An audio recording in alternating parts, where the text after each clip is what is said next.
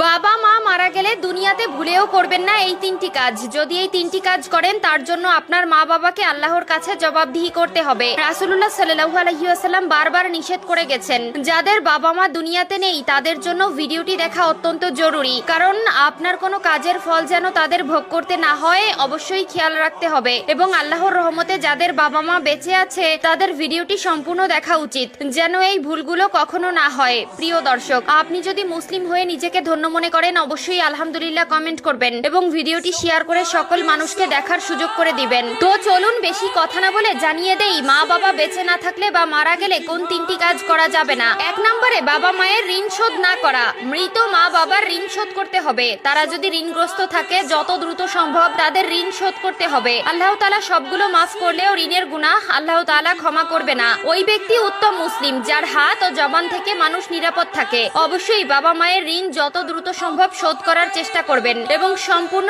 ঋণ শোধ করে দিবেন। 2 নম্বরে হাউমাউ করে কান্না করা যাবে না। বুখারী শরীফে এসেছে 1226 নম্বর হাদিসে বলা হয়েছে, তাহলে সে মৃত ব্যক্তির কবরে শাস্তি দেওয়া হবে। যদি আপনি হাউমাউ করে কান্না করেন, চিৎকার করে কান্না করেন, অনেকেই গড়াগড়ি করে কান্না করে, অনেকে নিজেকে নিজে আঘাত করে, পাগলের মতন আচরণ করে। খবরদার, এই ভুলগুলো করা যাবে না। আল্লাহ তাআলা আপনার আপনজন নিয়ে আপনাকে পরীক্ষা করবেন। অবশ্যই কষ্ট লাগে যে বাবা মা এত মায়া মহব্বত করে ভালোবাসা দিয়ে বড় করেছেন, সেই মা বাবাকে হারিয়ে ফেললে কষ্ট লাগারই কথা। তাদের জন্য অবশ্যই দোয়া করবেন, চোখের পানি ফেলবেন, কিন্তু হাউমাউ করে বিলাপ করে গড়াগড়ি করে চিৎকার করে কান্নাকাটি করা যাবে না। পবিত্র কোরআনে এই বিষয়ে সূরা বাকারার 53, 54, 55 নম্বর আয়াতে স্পষ্ট করে বলে দিয়েছেন। না জানার কারণে সংসার জীবনে আমরা এমন কিছু ভুল করি যার জবাবদিহিতা আমাদের বাবা মায়ের করতে হয়। তারা দুনিয়ায় বেঁচে থাকতে যেমন আমাদের তাদের উপর দায়িত্ব রয়েছে, ঠিক তেমনি তারা মারা গেলেও আমাদের দায়িত্ব রয়েছে। অবশ্যই 3টি বিষয় সকলে জেনে নেবেন এবং কোনোদিন এই 3টি ভুল করবেন না। 3 নম্বরে যে কাজটি করা যাবে না সেটি হলো জানাজার জন্য দেরি করা যাবে না।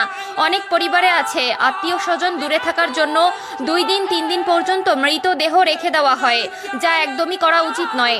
যত দ্রুত সম্ভব দাফন করে দিতে হবে। অনেক সময় ছেলে মেয়ে দূরে থাকার জন্য অনেক মা বাবার দেহ 2 থেকে 3 দিন পর্যন্ত রেখে দেওয়া হয়, যেটা ইসলামের বিধানে একদম অযৌক্তিক। হয়তো মানুষ শেষ দেখার জন্য এই কাজটি করে থাকে, কিন্তু আসলে এটা করা উচিত নয়। ইসলামের বিধান অনুযায়ী মৃত ব্যক্তির জন্য দ্রুত জানাজা ও দাফন কাফনের ব্যবস্থা করা। আপনাদের আরেকটি বিষয় জানিয়ে দেই, এই বিষয়টি হলো অনেক বেশি গুরুত্বপূর্ণ। বাবা মা অথবা আত্মীয় স্বজন মারা যাওয়ার আগে যদি কোনো ওসিয়ত করে যায় সেটা অবশ্যই করতে হবে। যদি কেউ নেক কোনো ওসিয়ত করে যায় সেটা অপূর্ণ রাখা যাবে না। অনেকেই ওসিয়ত করে যায়, আমি মারা যাওয়ার পরে আমার অমুক সম্পত্তি মাদ্রাসায় মসজিদে দান করে দিবে, বা এমন কোনো জায়গায় দান করতে হবে বা অন্যকে দিতে হবে। এই ধরনের ওসিয়ত করলে